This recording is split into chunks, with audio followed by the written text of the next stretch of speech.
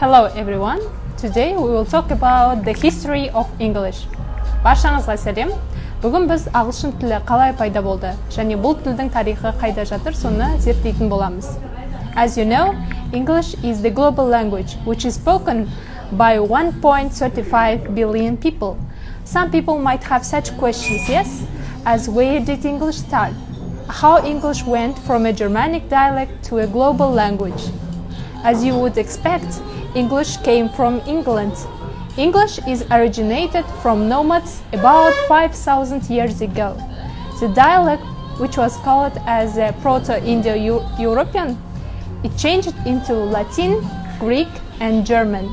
Latin changed into Spanish, French, and Italian.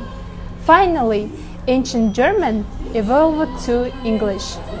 Яғни, бұдан түсінетініміз, ағылшын тілі ғаламдық тіл болып табылады. Қазіргі уақытта 1,5 миллиардтан астам адам осы тілде сөйлейді. Ағылшын тілінің тарихы 5000 жыл бұрын көшпелі адамдардан бастау алған болатын.